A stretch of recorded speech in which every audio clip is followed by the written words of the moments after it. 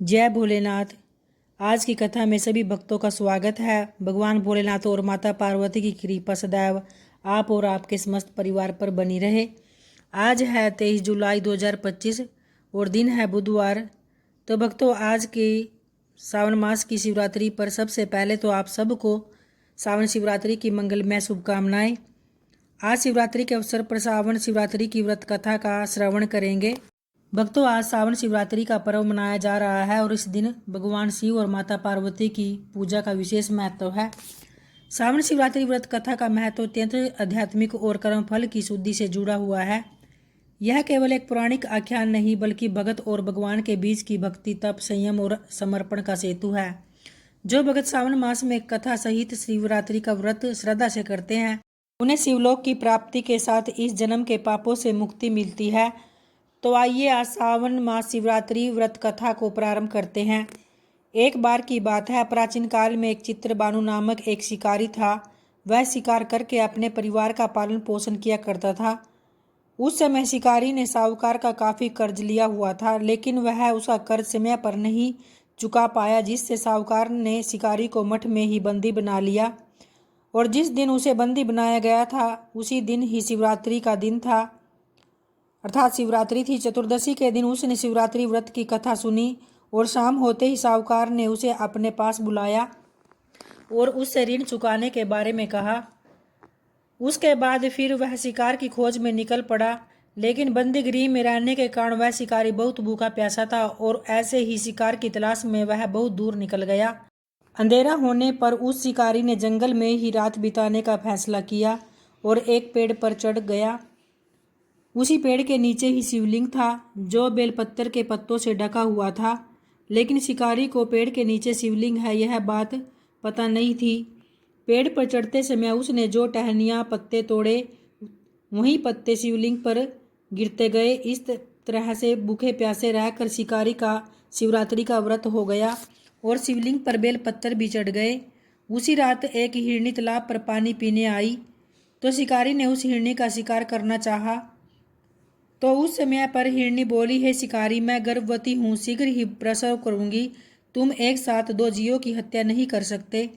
जब मैं बच्चे को जन्म दे दूंगी तब मैं तुम्हारे पास आ जाऊंगी और तुम मुझे मार देना। तब शिकारी ने हिरनी को जाने दिया। इसी दौरान अनजाने में कुछ बेलपत्र शिवलिंग पर फिर गिर गए और इस तरह शिकारी ने अनजाने में प्रथम पैर की पूजा भी संपन्न कर ली। कुछ देर बाद फिर एक और हिरनी उधर से निकली। जैसे ही शिकारी ने उस हिरनी को मारने के लिए धनुष पर बाण चढ़ाया, तो उसी हिरनी ने शिकारी से विनम्रतापूर्वक निवेदन किया कि हे शिकारी, मैं पहले ही ऋतु से निवृत्त हुई हूँ, कामतुर हिरनी हूँ और अपने प्रिय की तलाश में हूँ। फिर अपने पति से मिलकर मैं तुम्हारे पास आ जाऊंगी। शिकारी ने उस हिरनी को भी ऐसे ही जाने दिया। तो इस तरह करते करते रात हो गई।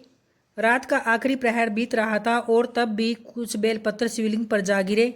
ऐसे में शिकारी ने अनजाने में ही अंतिम प्रहर की पूजा भी कर ली। इस दौरान वहां एक और हिरनी अपने बच्चों के साथ आई।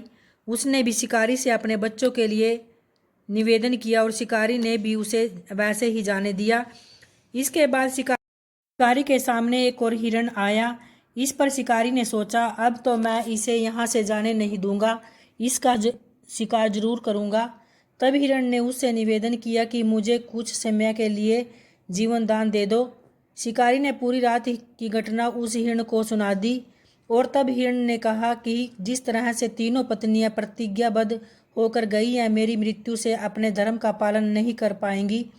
जैसे तुमने उन्हें विश्वास पात्र मानकर छोड़ा है, ऐसे ही मुझे भी जाने दो। मैं उनके साथ तुम्हारे सामने शीघ्र ही उपस्थित हो जाऊंगा। और इस तरह शिकारी ने उस हिरण को भी ऐसे ही जाने दिया। तो ऐसा करते करते सुबह हो गई और उपवास, रात्रि जागरण और शिवलिंग पर बेलपत्र चढ़ने से अनजाने में शिवरात्रि की पूजा पूर्ण हो गई। लेकिन अनजाने में हुई पूजा का परिणाम उसे तत्काल मिला। थोड़ी ही देर बाद हिरण और उसका परिवार शिकारी के सामने जब आया, उन सब को देखकर शिकारी को उन पर बहुत पश्चाताप हुआ और शिकारी ने पूरे परिवार को जीवन दान दे दिया। और ऐसे ही शिकारी को अनजाने में शिवरात्रि का व्रत का पालन करने पर मोक्ष की प्राप्ति हुई। जब मृत्यु लोक से यमदूत उसे लेने आए तो शिवगणों ने उसे वापस शिवलोक भेज दिया और जिसके पुण्य से वह शिवलोक में स्थान पा गया। तो इस तरह शिवरात्रि के दिन इस कथा का पाठ करने से व्यक्ति के पाप कट जाते हैं और उसे शिवलोक की प्राप्ति होती है। तो ऐसे ही सावन मास की शिवरात्रि व्रत कथा पूर्ण हुई। तो इस तरह से भक्तों सावन मास में आने वाली शिवरात्रि का विशेष महत्व है। शिव पुराण के अनुसार सावन मास में आने वाली शिवरात्रि का दिन भगवान शिव को प्रसन्न करने के लिए और उनकी कृपा पाने के लिए बहुत शुभ माना जाता है। सावन शिवरात्रि का व्रत करने से व्यक्ति की दुख और पीड़ाओं का नाश होता है। साथ ही इस दिन व्रत करने से माता पार्वती और भगवान शिव की कृपा भी प्राप्त होती है। सावन शिवरात्रि के दिन पुराण में वर्णित इस कथा का पाठ करने से व्रत का संपूर्ण लाभ मिलता है। इस तरह से श्रावण मास का पूरा महीना भगवान शिव को समर्पित होता है और उनकी पूजा के लिए शुभ होता है। इसलिए श्रावण मास में पड़ने वाली शिवरात्रि को अत्यंत ही शुभ माना जाता है। कहते हैं कि इस दिन व्रत करने और भोलेनाथ का अभिषेक करने वाले भक्तों की सभी मनोकामनाएं पूर्ण होती है। महादेव की कृपा पाने के लिए सावन शिवरात्रि पर इस व्रत कथा का पाठ जरूर करना चाहिए। तो ऐसे ही शिवरात्रि का व्रत रखकर विधि विधान से पूजा अर्चना करने पर भगवान शिव प्रसन्न होते हैं। सावन शिवरात्रि की पूजा करने के बाद व्रत कथा जरूर सुननी या पढ़नी चाहिए। तो उम्मीद करती हूँ भक्तों आपको सावन महाशिवरात्रि की व्रत कथा जरूर पसंद आई होगी। अगर आई है तो वीडियो को लाइक, सब्सक्राइब, शेयर जरूर करें। जय भोलेनाथ, जय माँ पार्वती।